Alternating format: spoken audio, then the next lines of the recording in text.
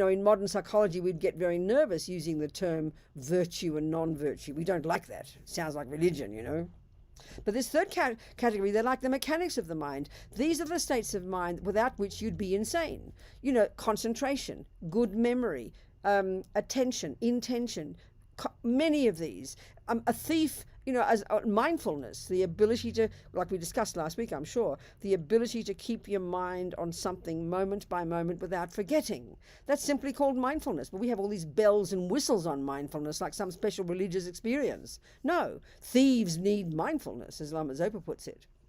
So the point is, one of them here, the one I'm getting to, is called feeling. Now, you see this a lot. You'll mention, Buddha talks about the 5 aggregates. Buddha talks, you hear it mentioned all the time in this way Buddha describes. And it's a vitally important state of mind to understand in terms of its, because of its function in relation to our happiness and suffering. So the point is this.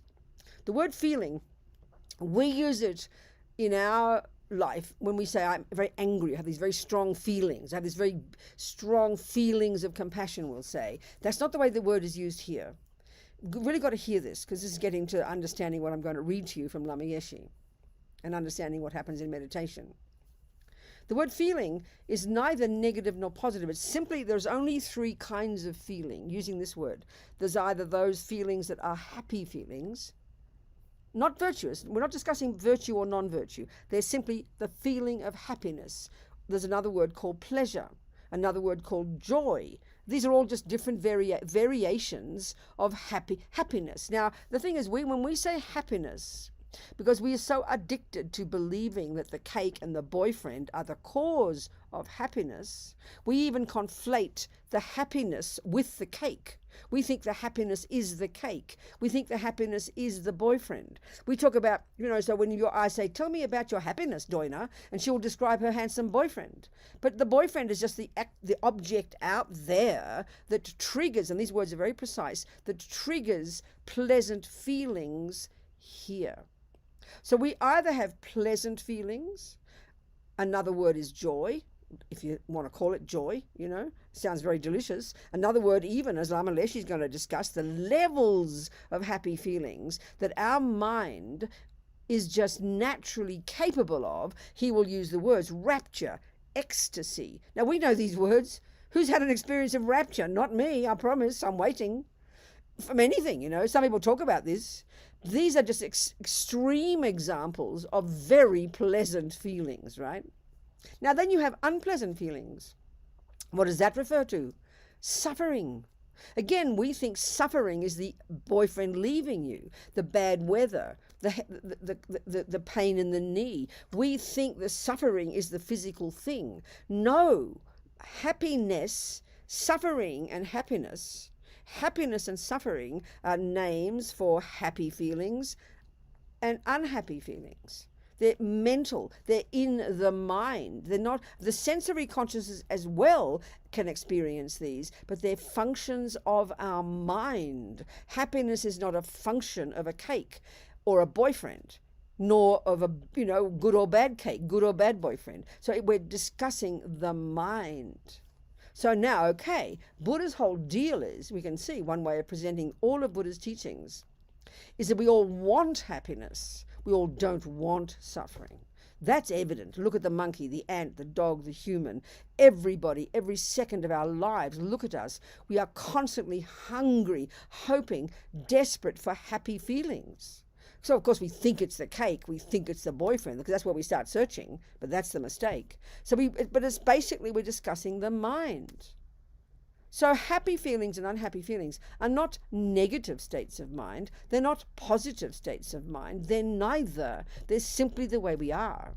There's no characteristic of virtue or non-virtue about them. So then let's look at this. So right here, let's say, because we're hungry for happy feelings, we are hungry to be avoiding unhappy feelings every second of the day. So, of course, being in samsara, the way Buddha talks, the methods we use to get happy feelings are on the basis of attachment's lie.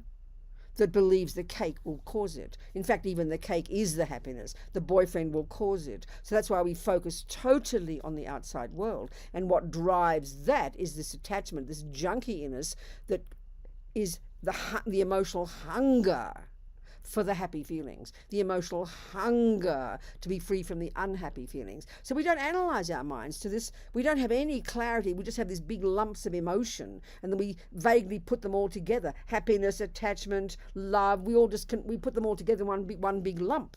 So happiness is a feeling, happy feelings. Love is, if Doina's my dearest friend, I love Doina. Love is, may Doina be happy, a delight in Doina's happiness. Now that's a virtue. Now there's attachment. Let's say I'm very attached to Doina and I'm trying to manipulate her to do everything I want all the time. Then attachment is a complete non-virtue. So attachment, love, and happy feelings, we don't even see the difference. We just have this big lump of emotion. We have to have this clarity to be able to unpack and dissect what the hell is going on in our mind.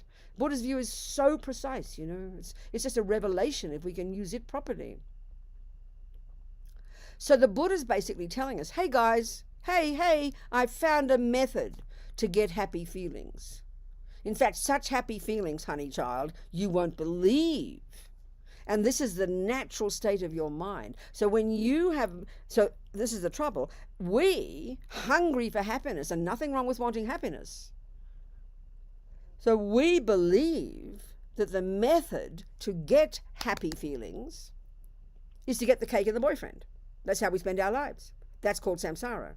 And all it does is, not only, it will bring some moment of pleasant feeling. There's no doubt that when you meet the cake, when the cake meets the mouth, definitely a happy feeling is triggered. So the happy feeling is one thing, the sensory consciousness is experiencing as well as the mental consciousness, but it's triggered by this emotional hunger called attachment that totally misconceives where happiness comes from, thinks it's even in the cake, and then you get the cake, you keep waiting for the happiness to come. Now, happy feelings do come. We all know that. Buddha's not arguing with that, but what he says is we don't notice that, first of all, because the emotional hunger is so enormous, which is attachment, because it's so unstable and so frantic, the pleasure we do experience is really limited, And then secondly, it doesn't last. After the third piece, you're already sad and disappointed, and you're heading towards wanting to vomit. Where's the happy feeling gone? So we know that happy feelings come momentarily from the cake, even the boyfriend, but they don't last. They turn into very unhappy feelings, and this is the nightmare of samsara. So Buddha's saying, hey guys, I found a method of how to experience happy feelings, how to experience joy, and I'm not joking here, and that this happy feelings are pure, but don't think it's like religion, are pure happy feelings because they're not based on attachment. They've got nothing to do with getting a cake or a boyfriend. In fact, so in other words, the happy feelings, and this is where meditation comes in, happy feelings for the Buddha, happy feelings for us are what we get when we get the cake. But they're very small, they're polluted, they're contaminated, they're frantic, and they don't last. But it's the best we can know. We don't know anything else. This is why it seems so suffering when we hear the Buddha says we've got to give up attachment. Oh, I've got to give up my happiness, I've got to give up my heart, as Lama Zopa says, because we don't understand any other method. So for us, happy feelings are what we get when we get the cake, when we get what attachment wants. No, Buddha says.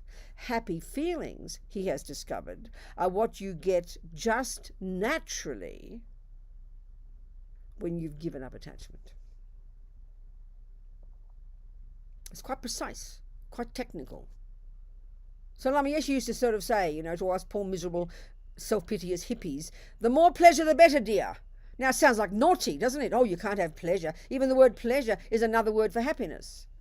But it sounds a bit sexy, doesn't it? That sounds naughty, we can't have pleasure. So we're so fundamentalist when we hear it, So the point about, so we're getting to, and I'm going to read from Lama Yeshe, and when you've accomplished even to some degree in your meditation, some concentration, even a moment of it, you know. Some people have an experience of it, but don't know where it comes from or why and can't get it again. But when you've got concentration, even to some degree, and this is what I'm going to read from Lama, you won't believe the joy, the clarity, the bliss of your own mind just naturally. So another way to put it is that the extent to which our minds are caught up in attachment and anger and anxiety and jealousy and depression, and we know this, the extent to which our minds are caught up in attachment, anger, jealousy, the unhappy emotions, is the extent to which we are not happy. There are no happy feelings. There are only unhappy feelings. And so therefore, logically, the extent to which we have given up attachment, anger, jealousy, anxiety, pride, depression, low self-esteem is the extent to which our minds will be just naturally happy, joyful. This is logic in Buddhism.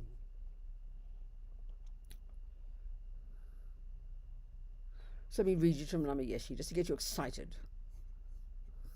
I have to find it first.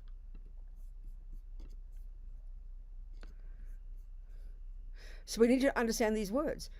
Love, compassion, attachment, happy feeling. They're all precisely different, fitting in this Buddhist model, you know. You have to know the difference.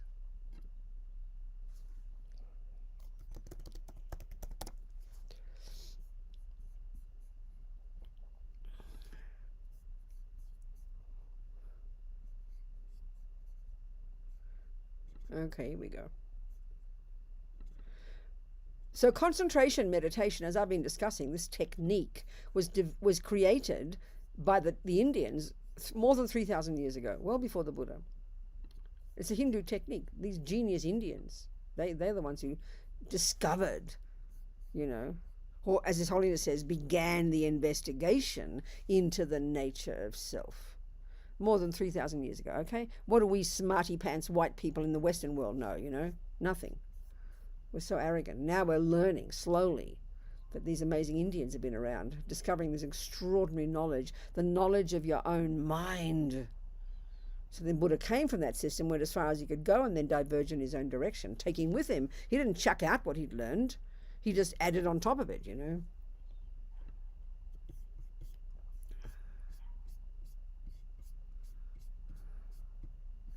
The benefits of samadhi, which is concentration, basically. So shamatha is the term in Sanskrit for the word calm abiding, which is the name for this first mode of meditation, concentration meditation, but it's the name for it, and it's the term that's used for the end result, calm abiding. It's a form of samadhi, concentration. The benefits of samadhi are incredible.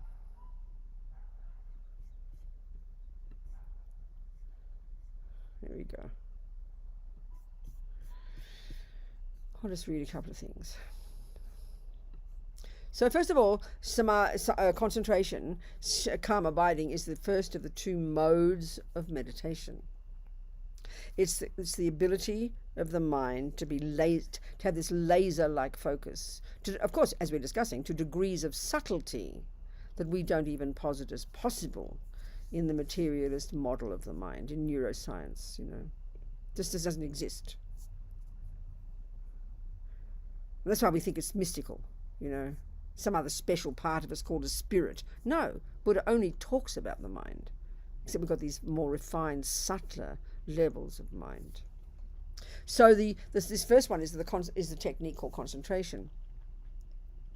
So now the Hindu tradition, and I don't know, I have studied none of the philosophy, I'm sorry, but I know, but this is where the Buddha diverged in his own direction, that the level of subtlety that we can accomplish, according to the Hindu tradition, they call it the formless realm. The mind is so subtle that you don't even have the grosser kind of components of any kind of physicality. And it's like there's 3 levels of that, and that's the peak, the absolute peak. And that's considered, I think, in those traditions, and there are many variations of those, that's considered to be the liberation. But as far as the Buddha is concerned, they haven't yet gone far enough. They haven't used that super subtle, refined mind to get insight into the ultimate nature of things, which is that nothing has an intrinsic nature. That's where Buddha diverged. That's what he would discuss. So this concentration, then, is, it's because you're learning to really harness the energy of your own crazy mind. Look at our minds. Even if we're the nicest people on the planet, we know our minds are uncontrolled. We cannot stop the thoughts. And of course, because the negative thoughts are there and they loom so large, we pay so much attention to them, which is why we all go crazy. But we know we're only now learning the beginnings of learning that there is the possibility from these Indians and the Buddhists, to harness this mind of ours. But it takes immense, like I've been discussing, it takes enormous amount of energy and clarity and patience and humility and much skill and a lot of purification.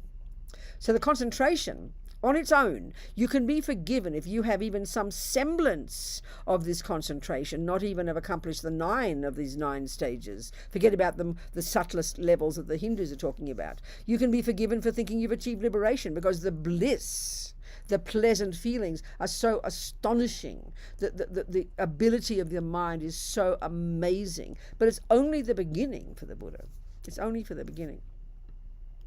So I'll read from Lama. Chapter 6, Chapter 5, the benefits of samadhi are incredible. So as I mentioned, to achieve the realization of Mahamudra, and here Mahamudra is just synonymous for the word emptiness, basically. It's a particular style, that's all. To achieve the realization of Mahamudra, the reality of non-duality, and this is the function of the second mode of meditation, which we haven't even got into yet, which we better do today. We first need to develop calm abiding. In fact, it is not possible without it.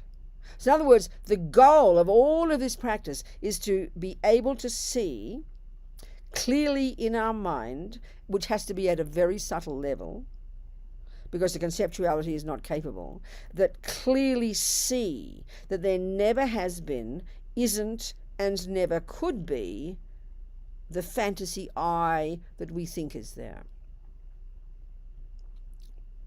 This is our last talk, isn't it, for Mahamudra? Right? God, we're supposed to now talk about emptiness today, so I better get going. We are getting going. We'll do it. So and the only way we're able to see that emptiness, to see that absence of the fantasy I, to realize that non-duality, is to have first mode of meditation, this subtle, refined concentration. It's like you've got to access the microscope of your mind. So it just happens to be that when you've accessed that microscope, the only reason to have it is to get the insight in the second mode of meditation. But because it's so joyful and blissful, you can get distracted, completely, insanely, completely distracted and completely carried away, believing you've become a Buddha, unless you know what you're talking about. We must achieve the subtler levels of consciousness of indestructible, one-pointed concentration, which is what in Sanskrit we call samadhi. It is difficult to realize non-duality, emptiness, not because it's hiding from us, but because our concepts are so thick. So we must refine our concepts. We must achieve subtle mindfulness, subtle awareness, subtle clarity. Otherwise, there is no way we can see the unconscious levels of ego grasping an independent self. And that's because this delusion, this mistake, is eons old for the Buddha. It's totally, primordially our habit, so subtle that we don't even have a name for it in modern psychology, in modern psychiatry, or nothing like that. It's so subtle. This assumption of an intrinsic, real, definite, concrete, solid me. So samadhi is the source. So samadhi, we've got to have this concentration because that's the laser-like focus, and that level of mind is capable of unpacking and unraveling the nonsense and seeing clearly at this subtler level the reality of emptiness, the reality of non-duality, which is the function of the second mode, the second part of the technique in Mahamudra. We're describing the first part here, getting the clarity first, getting the focus first. Samadhi is the source of liberation. Without perfect concentration, then, there is no way to become liberated from samsara and no way to achieve enlightenment. There is no exception, whether we are Christian, Muslim, Hindu, or Buddhist. To cut the dualistic view, we need calm abiding. We need this laser-like focus. On the other hand, some people actually think that this state of samadhi, this concentration, is all we need in order to cut the ego. And like I'm saying, when you're going to hear Lama's words, you can be forgiven for thinking you've achieved this liberation, because the experiences of just having concentration are so astonishing. But that is wrong. Lama Tsongkhapa reminds us that calm abiding alone is not enough to cut the dualistic view. We also need to develop special insight. This is the second part of the meditation, or vipassana in Sanskrit. In Tibetan we call it hlak tong. Hlak meaning extra and tong meaning seeing. We can interpret this to mean that we go beyond seeing conventional reality and achieve the extra seeing of the universal reality of Mahamudra, emptiness, non-duality, the reality that there never has been, isn't, and never could be, that fantasy I that we've been believing in since beginningless time. I'm adding my extra words sometimes. So in other words, we need the two kinds of meditation together, calm abiding and special insight. So one of the things is me talking now, we get completely thrown when we hear the word vipassana, because in the world there is a technique, several that are taught, called vipassana, that we tend to think that's what vipassana means. But Buddha taught many, many, many techniques of vipassana. So one of the most common one, the one that is most well known, is we get our concentration first in the first mode of meditation, and then we use it in the second mode. And the particular skill that Buddha taught is you use that focused mind to concentrate on the sensations of your body. That's the technique. Now, I would suggest in our culture we're so captivated by our body, we kind of get caught up in this thing of, I'm getting insight into my body. Well, excuse me, no. Buddha didn't get us to look into the sensations of our body in order to get insight into the body. Nothing to do with the body. He wants us to get insight into impermanence. But we don't realize that. So we're so captivated by our body, we completely misunderstand its function. Now here, the insight we're talking about is more subtle. It's insight into emptiness. This is the vipassana that we're talking here. So the benefits of samadhi are incredible. Nevertheless, even without special insight, in other words, without the real point, which is to get insight into the reality of emptiness, even without insight, the results of samadhi alone are unbelievable. Now, the thing is, most of the lamas in the text never talk like Lama's going to be talking. They never tell you these things. But Lama had this ability, he had this skill, this wish to kind of energize us poor self-pity Western people, poor self-pity modern miserable people, to try to get us to see that our mind has got some potential. That's all he's trying to show us. That's all we should be learning from this, which I'm about to read to you. The mind has incredible potential. But because we're so greedy, and we have even a moment of pleasure, we completely go crazy, you know. So nevertheless, even without special insight, the results of samadhi are unbelievable, almost unimaginable. When we understand this, when we realize how amazing the results are, we cannot help but try to develop it. There is no way we become lazy. We will have much energy and make great effort. We won't even worry about eating. I will explain some of the benefits. So you go beyond sensory and conceptual consciousness. So as your concentration develops, you will go beyond your body. Now, this already sounds insane for us. We don't posit anything other than the body, isn't it? And if we do, we call it something mystical called a soul. Buddha does not talk like that. Your mind will become non-conceptual. That also, we have no idea what that would mean. We live in conceptuality. This is me talking. We live in the world of conceptuality. Even all our emotions of anger and rage and joy, they're all conceptuality. They're all thoughts that come along with a certain level of physical feeling, but we don't understand them, you know.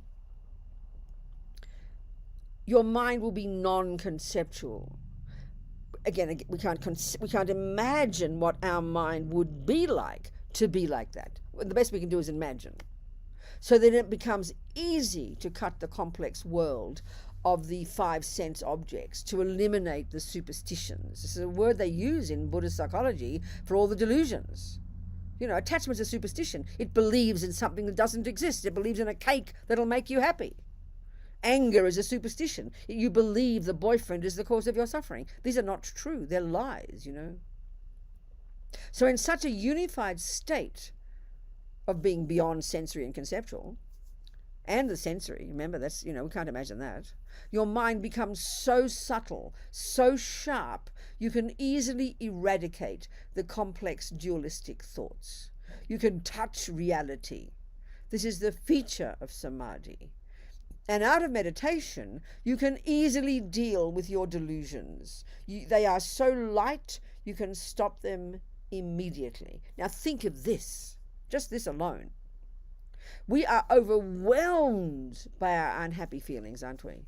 We not only don't believe that we can get rid of them, we believe they're the truth, and we believe they are me. When you're overwhelmed by depression, you believe I am this. We are so identifying with whatever thought arises in our mind. That's why we all go crazy, quite literally, you know.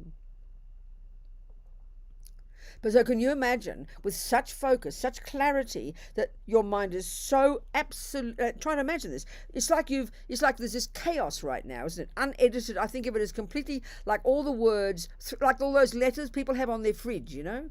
All those magnets on their fridges with letters, and you make up words. Well, our mind is like 1,000,000 letters and 1,000,000 sentences and 1,000,000 words all thrown into chaos. Well, when you've got concentration, you have completely clarified every single thought. There is no way you can be out of control. It's like you've got complete clarity. I mean, you can't even use the words for this. It's not even possible for us to imagine that this is possible, you know, but this is exactly what we're capable of.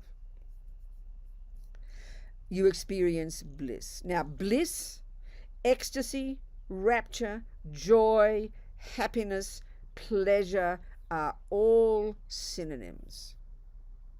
They're different words for different levels of happy feelings. That's it. In the subtle state of concentration, you experience bliss, ecstatic bliss. Please take Lama literally, okay? Just naturally. And why? Because you've controlled the chaos. You're in control of the chaos, and your mind has gone beyond conceptuality and beyond sensory to this more refined, more subtle level that we don't even posit as existing in our psychological models. The more concentration you have, the more integrated you are, and thus the more rapture, Lama uses these words seriously, the more bliss you experience. In the beginning, the bliss you experience is physical, which is the grosser level. But as your concentration deepens, as you throw off the layers of blankets of grosser consciousness, you experience bliss exclusively at the mental level. So this too we can't imagine. We're either awake and our body is dominating the world, or we're fast asleep and snoring. We don't have experiences of our mind that aren't sensory, basically. You know, we have them, but we can't go beyond them. We can't think of such a thing as existing. This is because you have stopped perceiving the objects of the five senses. You have closed the door to these superstitions. All the contradictory concepts have disappeared. Your mind is now crystal clear. as if you could count every atom. As your concentration gets stronger and you reach ever subtler levels, your mind becomes super powerful. From his own experience, Lama Tsongkhapa says that you can reach a point of such clarity in your meditation that your mind feels almost infinite. Your mind is so clear, so sharp, it's as if you can distinguish all the subtle physical energies. You'll have the courageous thought, I can count all the atoms of the universe. This level of mind is more powerful than even scientific instruments. I mean, that's just, it just sounds like science fiction, right? Doesn't it? This is the potential of our own mind. And this is the technique to accomplish it. You know? And it's been around for 3,000 years. You're always joyful. When you arise from your meditation, you feel liberated instead of uncertain and full of doubts and conflicts. You experience inner peace. You always experience a happy, joyful vibration. In fact, you continuously experience tremendous pleasure. Remember, the word pleasure, joy, happiness, ecstasy, rapture are just variations of pleasant feelings. That's all. And remember, the fundamental, crucial, totally different point here is that in our normal world, virtually the only time we can have pleasant feelings is on the basis of contact with an object of the senses, or by our own creative fantasy world, you know. Here, the way to get the experience of this joy in the mind is to subdue the mind, is to discipline the mind, is to go beyond the conceptual, beyond the sensory, which has to be accomplished by practicing discipline, living in vows, controlling your body, controlling your speech, controlling your attachment, controlling your anger. There's no shortcut to get this. So when you arrive from your meditation, you feel liberated instead of uncertain and full of doubts and conflicts. You experience inner peace. You always experience a happy, joyful vibration. In fact, you continuously experience tremendous pleasure. Now the pleasure of chocolate is nothing to you. In other words, all Buddha's telling us, really simply, is the pleasure that we know now on the basis of tasting the chocolate or the boyfriend is a really gross level. And don't hear it as moralistic. Buddha's trying to get us excited, you know. It's really gross. So in other words, if you look, and it's not being horrible, look at a person who's an alcoholic or a junkie for sex. I remember, and one of the signs of having attachment is that you think of it all the time. So when you're really when you're attached to food, you think of it all the time. You're attached to alcohol, you think of it all the time. You're attached to your boyfriend, you think of him all the time. It's obsessive and neurotic and mad. I remember reading a person who's attached to sex, let's say. I remember reading about some fellow who said, you know, because he had to have 20 girls a day or 10 hours of video, porn a day on the thing. There's just attachment. It's just how it is, whether it's cake or boyfriends. And, you know, as he said, as he's having sex with one girl, he's thinking of the next girl. That's the sign of attachment. As you're eating one mouthful of cake, you're anticipating the next mouthful. You're not experiencing the joy of that moment at all. That's the sign of attachment. We're all living like that. We're living like that. So the pleasure we do have is so limited. It's like if you look at an alcoholic who's frantic because they can't get the alcohol. They're having panic attack. They have one mouthful of alcohol. That's the pleasure they've been waiting for. But you can see that it's completely contaminated pleasure. It's kind of desperate and frantic and terrible suffering. You can hardly call it pleasure. But that's what we think. That's how we are, you know, because we're junkies, because we've got attachment. Whereas this pleasure, try and conceive of it, this pleasure, this joy, which is the potential of your own mind, when it's not on the basis of attachment. Anybody who's even meditated a little bit might have some experiences. One of the key qualities of this pleasure, this joy that's the potential of our own mind, is that it's peaceful. So you think of any pleasure, even if you're hungry, you're really thirsty for just a mouthful of water, your mind is berserk. There's no steady, the mind is not calm. But especially if you think of intense pleasure that we have, The mind is completely insane. There's no, to think of your mind being calm when you have the joy of your new boyfriend is like a joke, isn't it?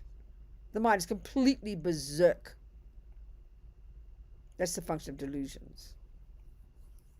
But here, people even who have a moment, by accident almost, have a pleasurable meditation. The mind is always pleasure, joy, but peaceful. Joyful, but peaceful. That's a combination we don't know. So, of course, now the chocolate is nothing to you. What you can now experience with your mind is super. It's like another realm, another dimension.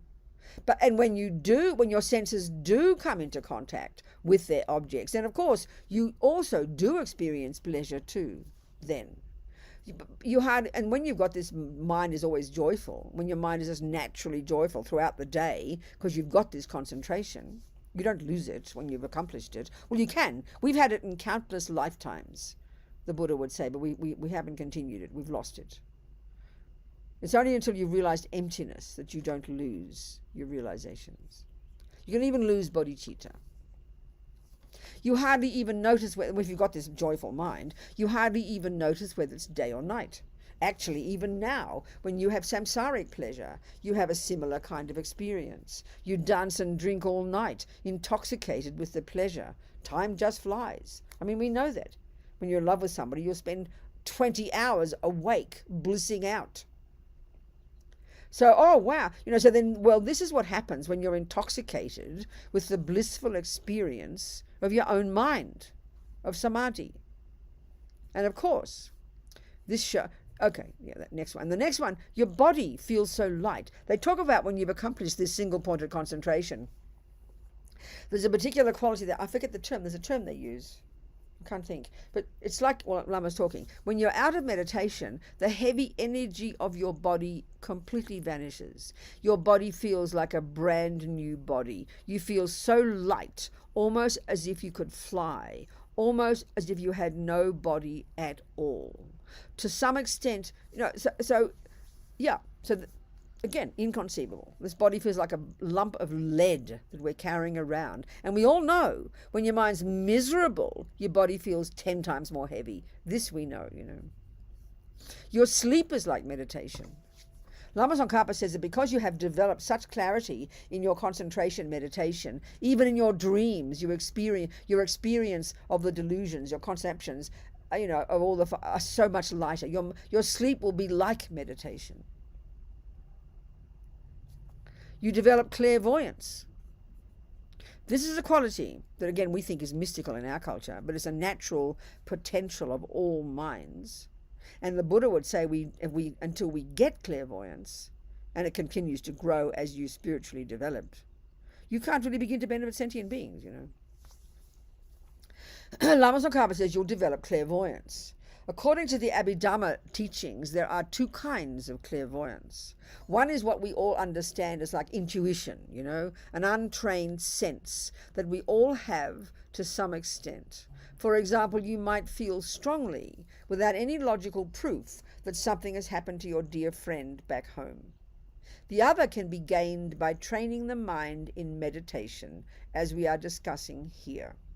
You'll be able to see long distances as well as other people, including their minds. You see, the point is, when we can understand this Buddhist view, and coming from the Hindus, this view of the potential of consciousness to go beyond the sensory and beyond the grosser level of conceptuality, what we're saying is it's sort of like you're accessing the microscope of your mind, a more subtle level of cognition. And because every state of mind we have has its own object that we cognize. So we live at a very gross level. We can see things and hear things with our sensory consciousness. We can think about things, but our conceptuality is very limited. You think about it. I mean, we talk about clairvoyance and think it's a joke, but you can see the past. Don't be ridiculous. Well, I'm sorry, check our minds. We can't see we can't remember most of today. Even the first 1 hour of your morning, if you had to write down every moment of that 1 hour, you'd not remember 99% of it, because conceptuality just doesn't have the potential to do that. It doesn't have the capacity. Whereas this subtle level of mind, which is beyond the sensory, that doesn't depend upon the brain, that isn't conceptual, has a subtler, more powerful capacity for cognition. So we can cognize phenomena like other people's thoughts, the past, the future. This is completely normal. It's mystical to us in the modern world. Because we have no techniques to cultivate it. We don't understand it. So we just think it's mystical, you know.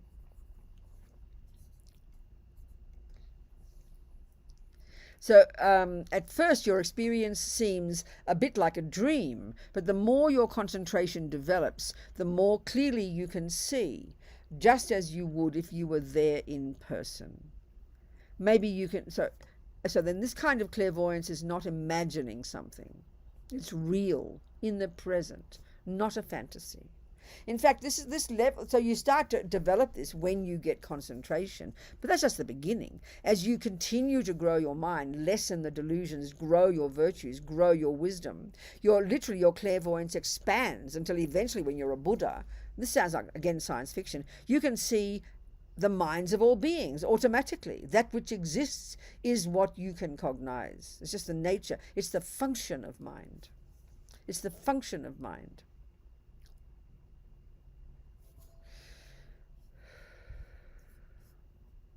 That will do, just to get you excited. So now I need you to ask me some questions, please, because I now want to talk about emptiness, which is what we're trying to get in the second mode of Mahamudra, which is the insight aspect.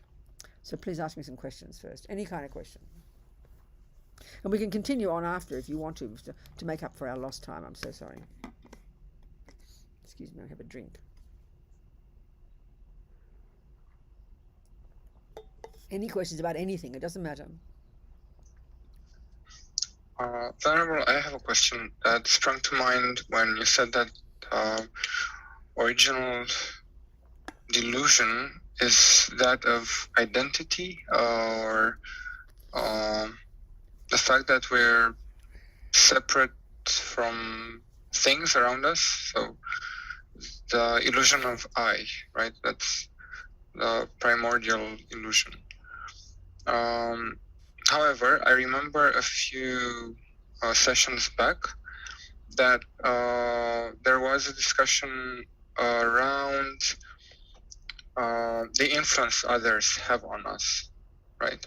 Yes. So someone's state can influence mine. So I did indeed feel someone's what, Cosmic? That influence. Sorry, start again. Someone's what can have a what? Start again that last. Someone's influence on us. Yes. Someone's state, someone's delusions that impact us. Definitely. Right? Yes. So then, question. And so if we're not powerful enough, the advice or the instinct actually is to step away, right? Get some distance. Yes. Now, if I'm an illusion and I'm not actually separate from that which influences me, how does that distance help? I mean, if I'm not separate, no, exactly. Of course, Cosmin, of course. When we have realized in this subtle state of meditation from much work that there never has been, isn't, and never could be that particular fantasy, inherent, intrinsic, real, concrete, solid, separate I. When we've realized that, and then we've perfected that, first of all, when you've got that realization, your experience would be that there's no longer this separate sense of a neurotic I, me over there and you here. You would have that experience. I could be the person right in front of you who's completely deluded and I think I'm separate, but you would have an experience because you've got wisdom that has cut the delusions and you have such incredible compassion and empathy. It's as if, you can see my mind perfectly, you understand, and you would know there is no distinction. But when you're still deluded, Cosmin, we've got to know where we're at. We've got to know what we're capable of. The reality might be that, but if you can't see that reality yet, and you're still full of delusions, and you're still full of the need to be approved by everybody, and you still get angry when people look at you the wrong way, you've got to know what you can handle, and then you keep out of the way of troublemakers, because you've got to protect yourself. So reality is one thing. I mean, if you're very sick, and you eat one piece of cake and it'll make you vomit. I mean, when you're healthy, that cake won't make you vomit, but you've got to know where you're at in terms of your health, mental health. So you've got to know where you are, and then, aiming for the final cognition of reality. Do you see what I'm saying? You've got to know where you're at.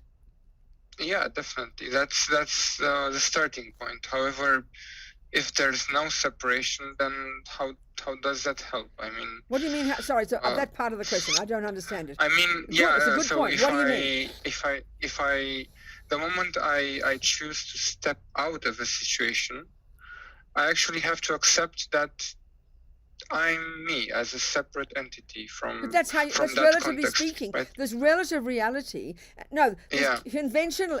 Not even relative reality. If you are if you are at this moment still overwhelmed by delusions of ego grasping and attachment and anger, you've got to recognize that truth. That's but if you're learning to know what you can become, you can't just leap to that. You still have to recognize you're limited. So then you protect yourself. Therefore. But as you progress, as you get less attachment and less anger and more love and more compassion, you won't need to be separate from others, because you can handle it all, because now you're getting in touch with reality. Okay. So it's like it's very similar to the purifying function of the mind. Absolutely. So, like the mind can purify itself. Absolutely. Also, these situations can purify themselves by. Well, I don't know about situations purifying themselves. No, minds purify. The mind does the job of purifying, but it's all a question of it's all a question of what you can handle, what you're capable of. Mm-hmm. Do you understand that point? Thank you. Yeah, thank you. Yeah. Okay, good. Thank you, Cosmin. Very helpful. What else, people? Any questions at all? It's really important. Anything you want.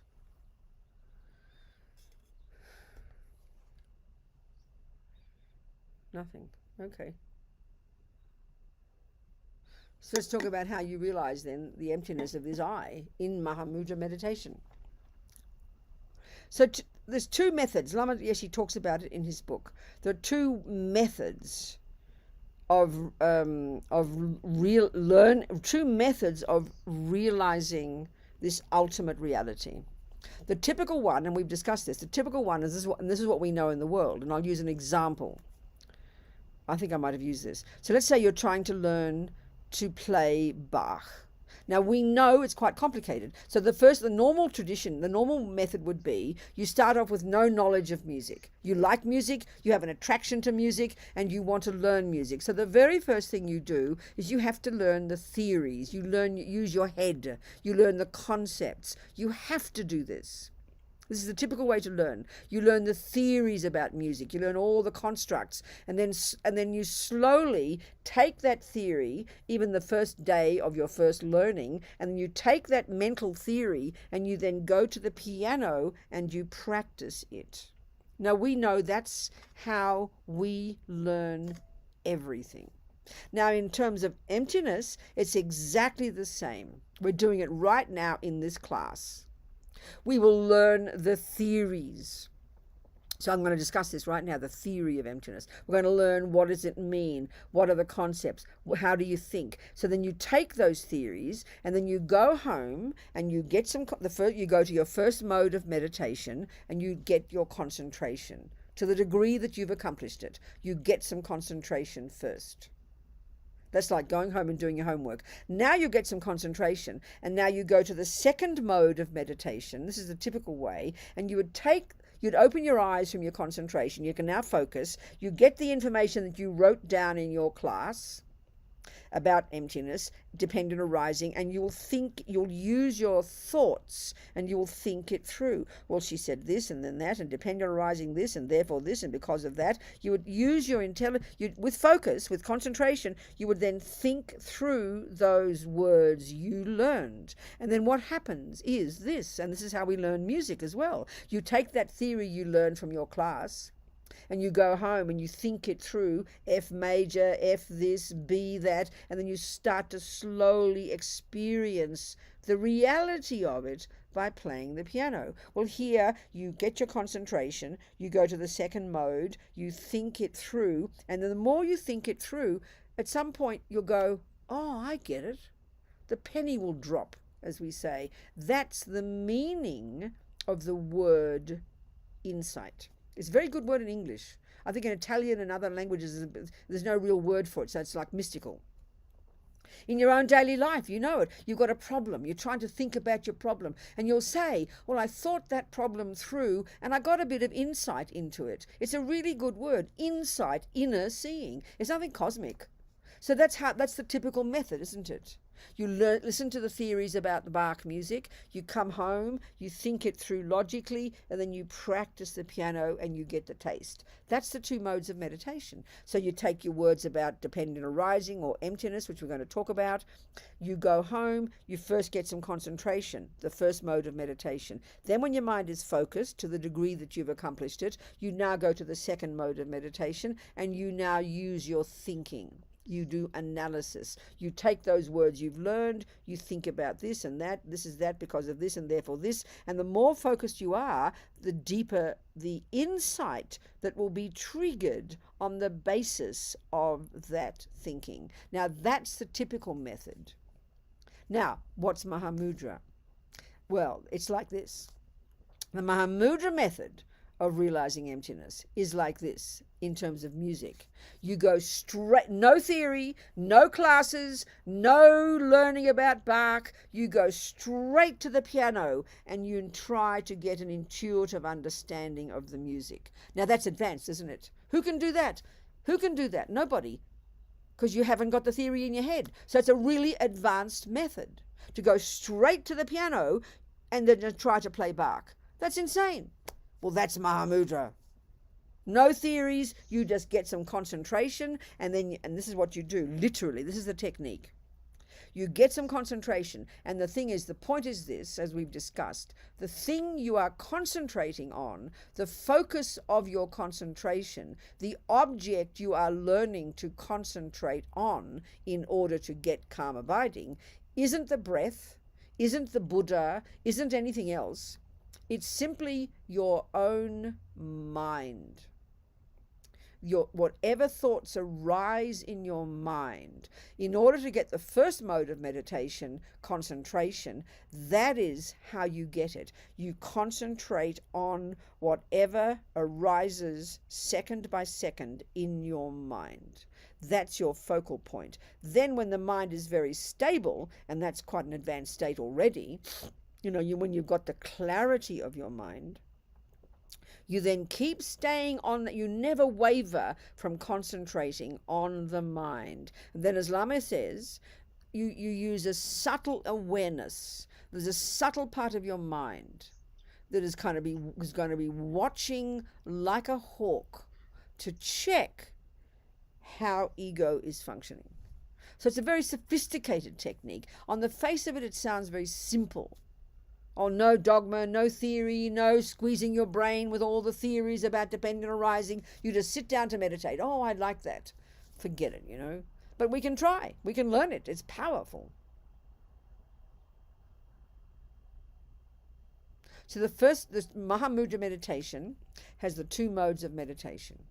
The first is you develop concentration, which is just the typical sutra practice. You develop concentration. The typical object you might start with in the Buddhist tradition is your breath, because it's easy to locate that.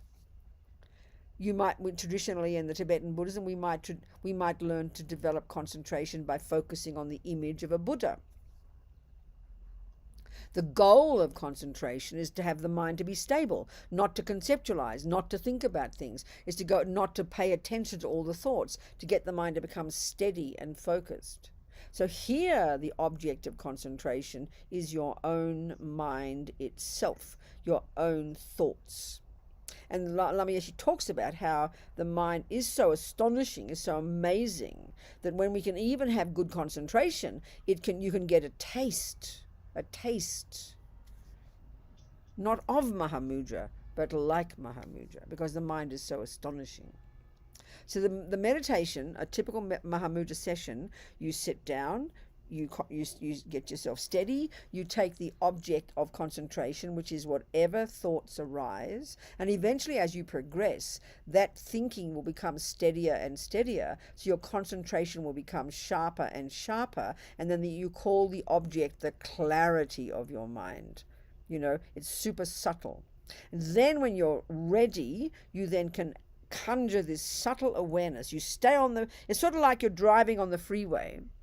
You never waver, do you, from 1 second off exactly what you're doing, in your lane, focusing exactly on your driving. If you lose concentration, we know that you can get killed in 1 instant. You never lose your concentration. But that doesn't mean that you can't see all the other cars. You don't focus on the car over there, but out of the corner of your eye, you can see these cars and those cars and these cars. In your mirror, you can see the cars behind. All this other stuff is happening, but you never lose your focus. Same here. You stay focused on the mind. And then a part out of the corner of your eye, and this is where your mind gets more subtle, this subtle awareness. Of course, this is if you're advanced. It wouldn't be subtle for most of us, but it's what Papanchen Lama says. The text that Lama Yeshe is writing the commentary on is written by the 17th century Panchen Lama. He says, you know, you have this subtle awareness. You're watching, and what you're watching is your own mind, because your mind is now more stable, more steady. So you're watching, this subtle awareness is going to be watching out of the corner of your eye to see how ego functions. That's Mahamudra meditation. And of course, when you accomplish it, you will eventually, you'll actually get to see. While you're focused on that mind, you never waver from this. And as your mind gets more subtle, more subtle, more subtle, you're always staying focused on that concentration, focused on the mind. And then eventually, you know, when you get the realization, one day this subtle awareness will notice the way ego grasps. And you'll realize that what it's grasping at is a fantasy, you know. Something like that.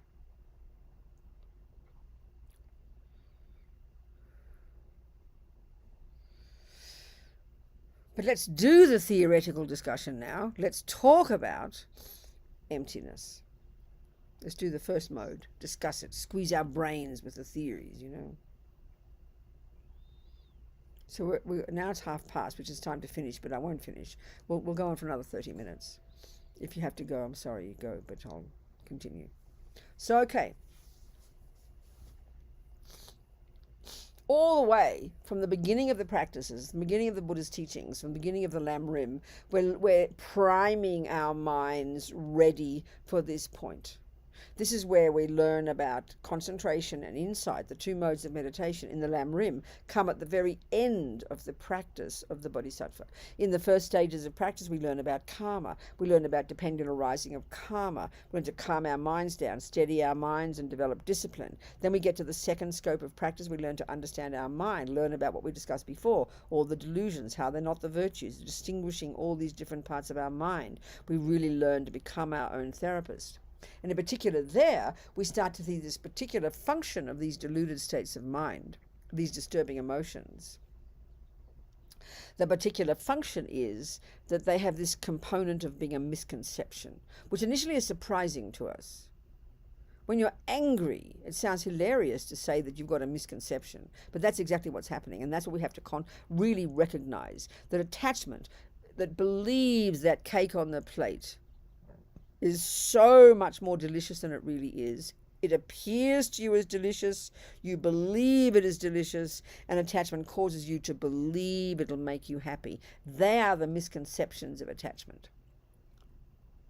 The misconception of anger. If I'm angry with Cosmin, my boyfriend, you know, then anger is exaggerating his ugliness, and I believe he is ugly. I believe he is the cause of my suffering, and we're completely locked into that. They are the way the emotions, the deluded emotions, are misconceptions. So the overt teaching, when we start to learn to be our own therapist, is to start to see the disturbing characteristic of these. But we can also begin to learn this deluded characteristic, how they're liars, they're misconceptions. Now this prepares us perfectly when we get to this more advanced one and we start to look at the root delusion, the one that underpins all the others, the root misconception, the root lie, which, so the function they all have is they exaggerate. So attachment exaggerates the deliciousness.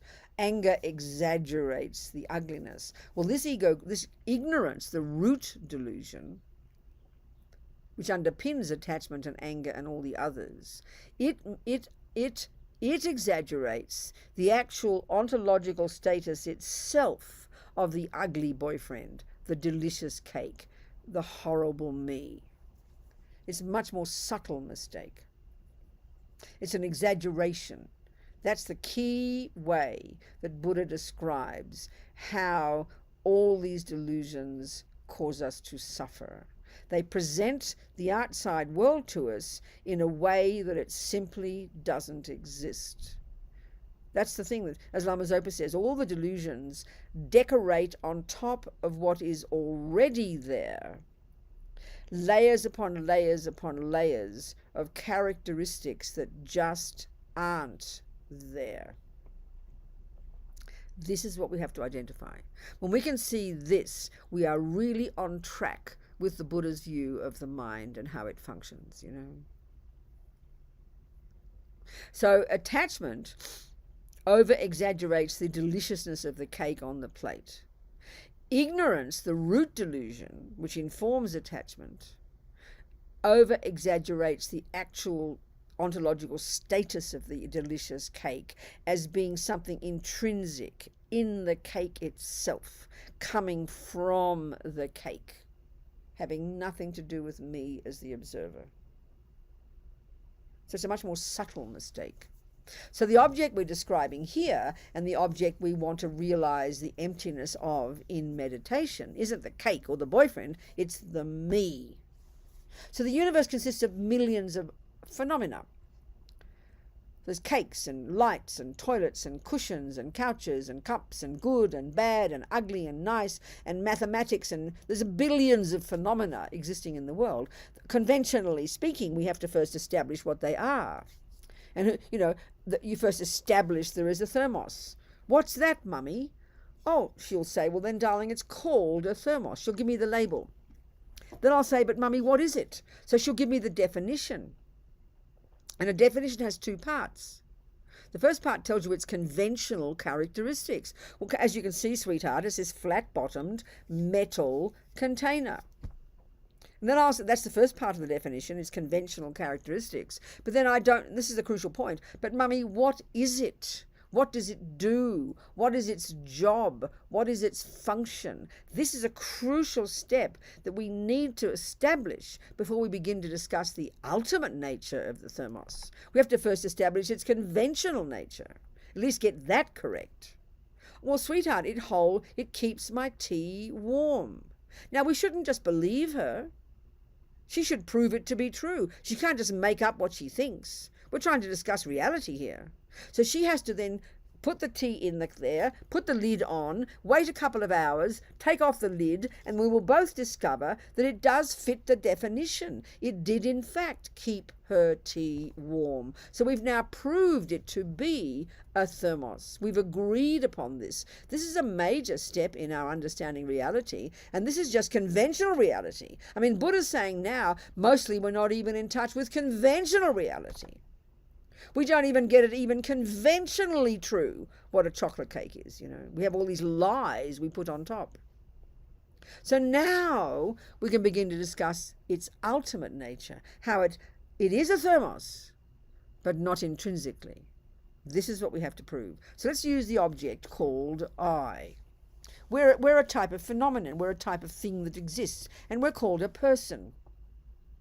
There are various synonyms. Person, I, me, self. They're all referring to this type of phenomenon. Not a thermos, not a light, not a toilet, a person. So me, I, person, self. They're synonyms. Buddha is a person. A dog is a person. You know, you are a human is a person. So we're one of those kind of phenomena. So, Buddha taught 3 different levels at which things exist interdependently, and this has a very close relationship with ultimate reality, which is the summary. The shorthand is the word emptiness, and we're going to discuss the shorthand for the word conventional. So there's conventional reality and there's ultimate reality. Everything has both aspects. There's the conventional characteristics of the thermos, and then there is its ultimate characteristic. So conventionally, it's a dependent arising. Ultimately, it is empty of existing from its own side. These are the words they use. So dependent arising, as Lama Yeshe says, is the king of logics to prove emptiness. So let's use this logic to look into the way this phenomenon called I exists. So this is not the Mahamudra approach. This is not the approach where you go straight to the piano and try and intuit Bach. This is the approach where you learn to squeeze your brain and learn the theories of Bach. This is what we're doing here. So there's 3 levels at which the Buddha describes the dependent nature of things. 3 particular levels that are particularly arguments with the prevailing views of the previous philosophies. The first is that there is no I separate from all the causes of I. And we learn all about this in karma. Instead of just thinking I'm the result of my mother or father or a creator, I'm an innocent victim that didn't ask to get born, we learn about how I am the product of my own past karma. I created the me. But there's no I apart from those causes, and you won't find an I anywhere among those causes. The second one, and we're going to discuss this, and there's 3 levels. The second one is very tasty. The words are that the I, the person, or the thermos, doesn't matter, exists. The first one is the I exists in dependence upon all the various causes that produced the I. The second one here is that I exist in dependence upon all the various parts that make up the I. So the gut feeling we have because of this ignorance, because of this delusion, this ego, known colloquially when it grasps at the me as ego grasping, this ignorance is known as ego grasping. Because of this ego grasping, because of this primordial ignorance, we believe with absolute certainty, without any analysis, without any thought, we believe it utterly in the bones of our being, that there is in here somewhere, among all the other parts, walking hand in hand, as my friend Pende says, along with the other parts, the body, the ear, the eye, the nose, the pee-pee, the caca, the mind, the anger, all the thousands of parts that make up the I, we totally believe that there is among all these parts a very special part called I. We believe this totally instinctively. Our words express it. There's actually 2 mistakes, and this is the first one. We believe it utterly. We talk. The central player in our head is called I, isn't it? So we'll say, I have anger. I have a nose. I did this. You did that to me. We believe, so when we say a word, this is where the logic we have to use now. When we say a word, if I say a word, you listen to my words and you will hope that my words are true. So what's a simple way of defining that something you say is true? If I say, I have a thermos in my right hand, you're hoping when you look over in the direction of the noise coming out of my mouth that those words refer to something. So then in this case, I have a thermos. Well, this is the logic we have to use, and it sounds so silly to us, but it's logical. Then how many phenomena did I just state? I stated 2 phenomena. I said I, and I said thermos. Now in this example, it's a really simple one. You can quickly prove that to be true because you see with your eyes there's a phenomenon called I, and you see with your eyes there's a phenomenon called a thermos. So then you can see very easily that they're not the same phenomenon. A thermos is not an eye, and an eye is not a thermos. They're 2 separate, independent things. That's very logical. And you would hope, if I said those words, you would prove it. But if I said to you, I have an elephant in my right hand, you'll feel sorry for me, because you can see straight away the thought I have an elephant has no basis in reality. It's pretty clear. Now let's use that same logic to get a bit more subtle. I have a nose and an ear. I have a nose and an ear. Now, without analysis, it's true. Look, check over here. There's the nose and there's the ear. Oh, Rabina spoke the truth. But we have to do analysis because there's a big mistake in there. So if that first example, you count the number of phenomena I said, and there were 2. Here, count the phenomena I said. There are 3, aren't there? There's eye, nose, and ear. Now, it has to be like the first statement. So if I say to you, I have an ear, then there's an ear. You can point to the ear. There it is. Look, there's the ear. Then I say I have a nose. You can point to the nose. That's clear.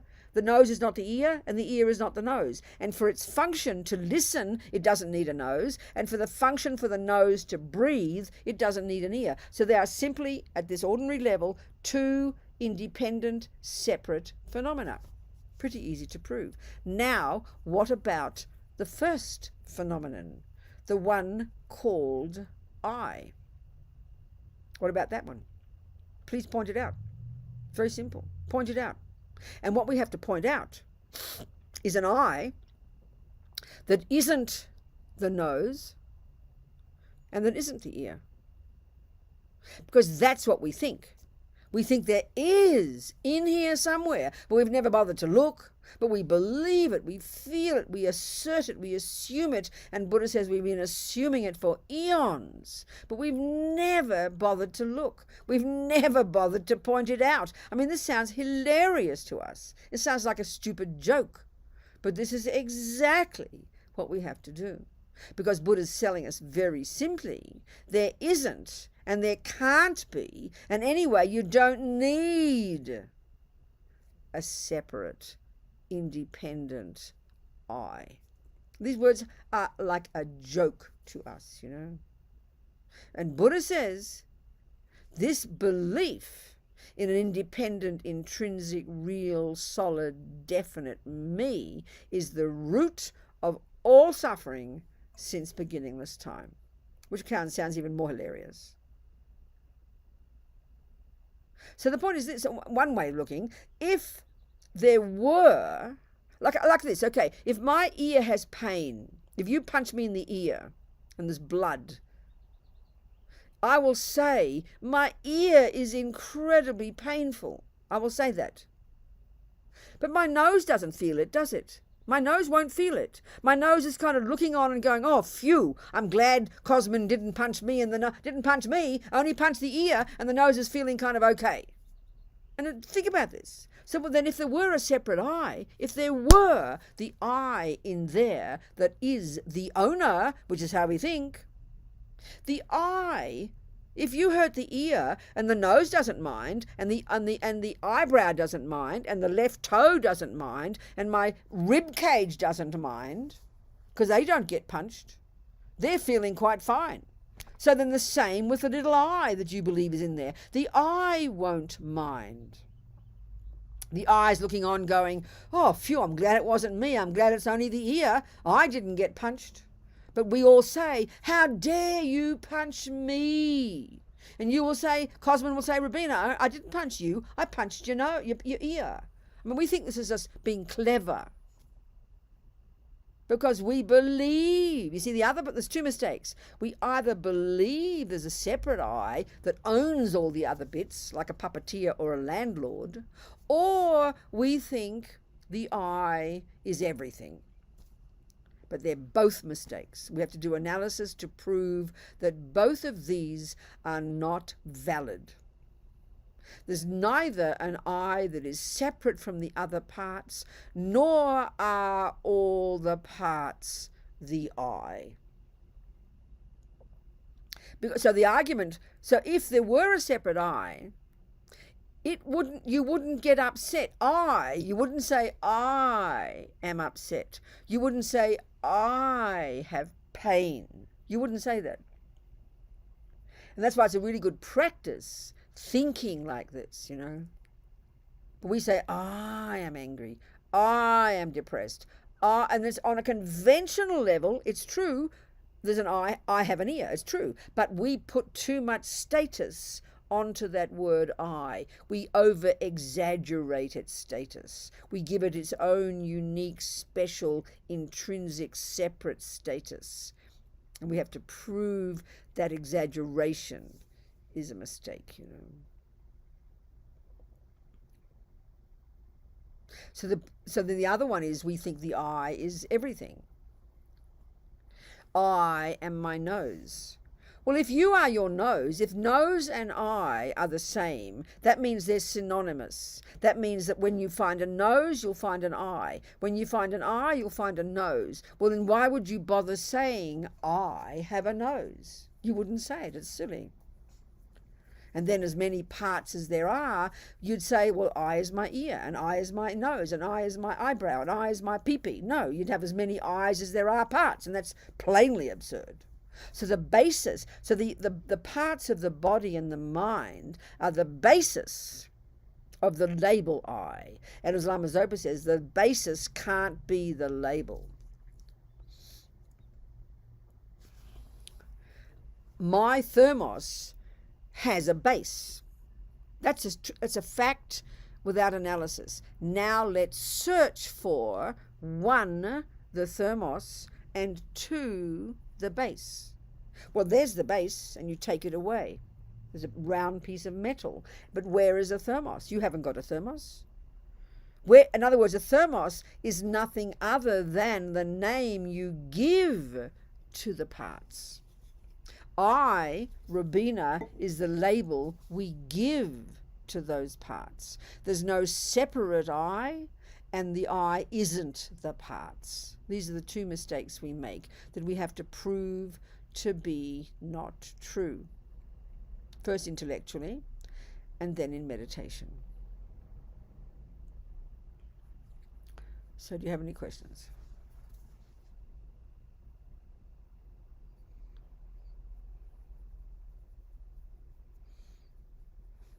No questions? Venerable, I have one. Oh, very good. Go on then. Go ahead.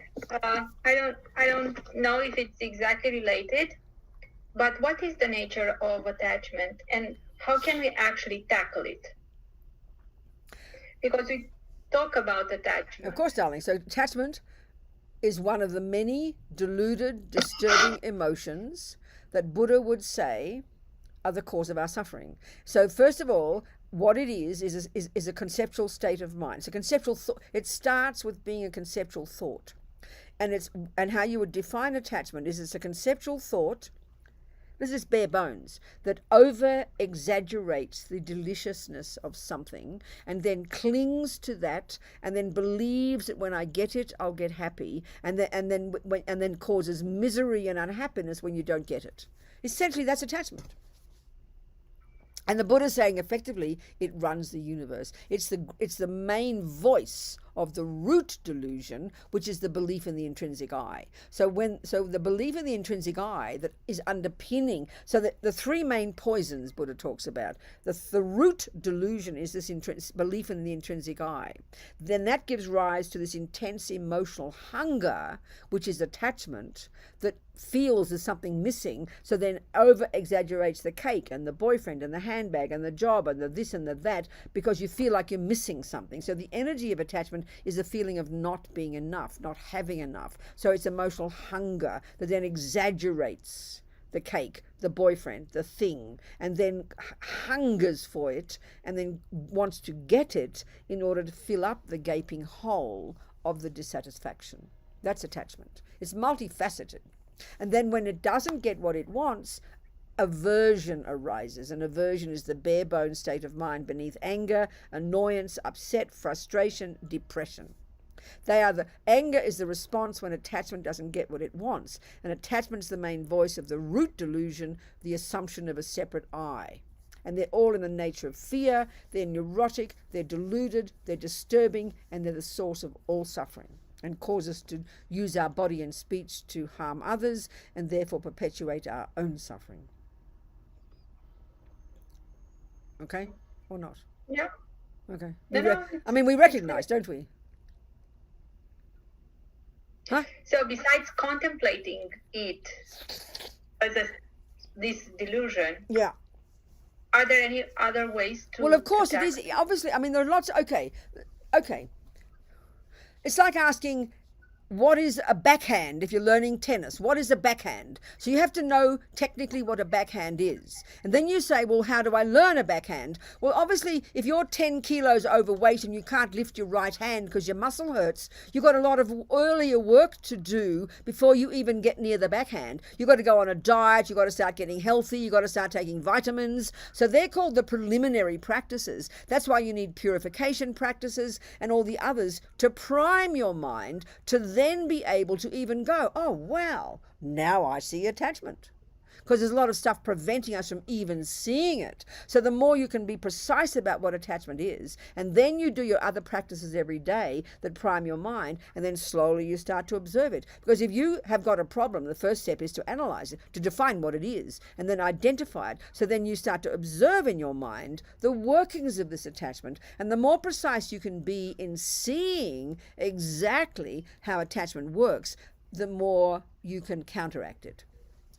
So if attachment is an exaggeration of the deliciousness of something, then if you see your mind thinking about chocolate, this is a simple example. We start with the sensory objects, it's easy. This gets to much subtler levels, this attachment. But if it's the obvious attachment of thinking about chocolate cake, or first of all, you notice, oh, something's missing, there's this agitation. Then you think, oh, what'll I have? Oh, chocolate cake will do it. And then your mind homes in on the chocolate cake. You visualize it, you imagine it, you go to the fridge, you get it, and the anticipation is building up, and then the job is to get it in the mouth, and then the anticipation of pleasure that will come. So Buddha says this is just riddled with mistakes, this whole process. And the more we understand the attachment that drives that, the dissatisfaction, that's the energy behind it. I'm missing something. What'll I have? Oh, chocolate cake will do it. You get it, and you're waiting for the pleasure to come. You're waiting for the fulfillment to come. You're waiting for the satisfaction to come. So we've got to start to observe the process. And this is happening millisecond by millisecond.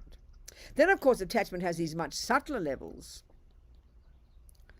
Attachment, for example, based upon this sense of a separate me, brings the feeling that I am not enough. I don't have enough. This is what drives it. And it gives rise to the most primordial attachment of craving for other people's attention, craving people's praise, craving to be liked by somebody. Because why? Because I don't think I'm enough on my own, so I need you to tell me I'm a lovely person. This is the deepest attachment, the most primordial, the hardest to recognize. So the more you can understand what attachment is, the more it will tell you what the antidote is. Thank you. Thank you, darling. The Buddha says, basically the main cause of all suffering is this one we're discussing, the ego grasping. But effectively in daily life, attachment runs the show. And because our body is a body of the five senses, and attachment's job is to find the objects that suit those five senses, with the total belief that when we get them, we will get those happy feelings. And that's, Buddha says, is partially true, but like I said before, we've got to see the lie in all that, and how basically, like my mother used to say, when I was a little girl, with food, I was always attached to food. The more you get, the more you want. So attachment not only doesn't bring satisfaction, it brings more craving and deeper dissatisfaction. And that's evident when we look at the gross examples. Like, a person who's really attached to money, really attached to sex. The more you get, the more you want. There's a bottomless pit, basically. So we've got to start to identify all these lies in these conceptual states that for us are just totally instinctive emotions. So it takes a bit of unpacking, What else, people? It's time to go home. We just began the topic, really. We just have to continue it next time we have next topic. Any other questions, darlings? Oh no, any more questions, sweetheart? Anybody? Any questions in the chat box? I was wondering if I remember correctly, Buddha said that we are perfect the way we are. We miss nothing. There's nothing that we lack in order to become enlightened. So where do those words come from? Where do those words come from? Anyway, never mind, Sylvia. Talk to me. Talk to me, sweetheart. Say it. So then? I'm missing you, darling. I can't hear you. You're frozen or I've frozen, one or the other. You're all frozen for me, I'm afraid. Oh, there you go. Start again, my dear. Say it again. So what's the question from that? Good. Tell me the question from that. So if there's nothing that we're missing. That's right. In order to experience enlightenment or emptiness. Yeah. It seems to me that we are learning these steps not to become enlightened or to become emptiness, but rather enlightenment becomes us and the emptiness becomes us. You can say that. There's a way of saying that makes it's kind of encouraging. Yes, it's sort of like, in other words, yes, the potential of your mind, the potential for you to become the best tennis player in the universe is not outside. It's all inside you. So it's true, but it's exactly the same. Your mind has the potential right this second for the development of perfection, for the development of removing. So exactly right. So it's an encouraging way to put it. Yes, it's not out there, but obviously you've got to learn. You've got to go to Mr. Federer and ask him to show you the techniques for you to discover your own Federer. Put it like that. It's there. It's not as if you're Federer yet. You can't hit even one tennis ball. It's not as if you're a Buddha yet, but it's encouraging to think that the potential is all there inside you. That's exactly right. It's very helpful to think that, isn't it? It's encouraging, isn't it? Are we communicating? Sylvia?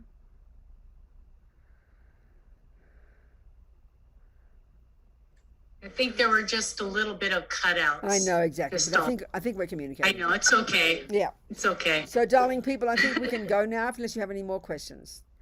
Food for thought until we meet again. Shall we finish now, Anna? Shall we go?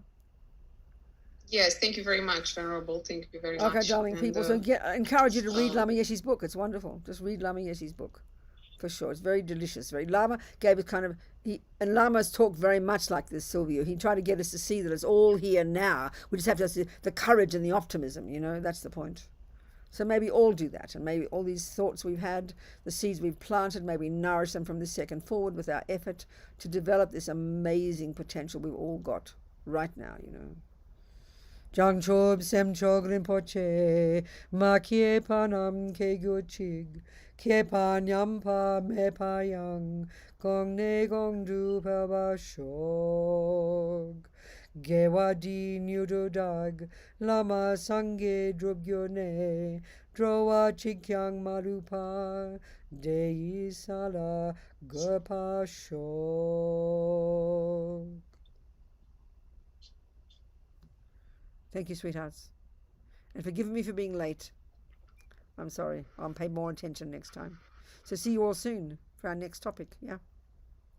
Thank you, sweethearts. Much Thank love. you. Thank you, Thank you everybody. so much. Bye, sweethearts.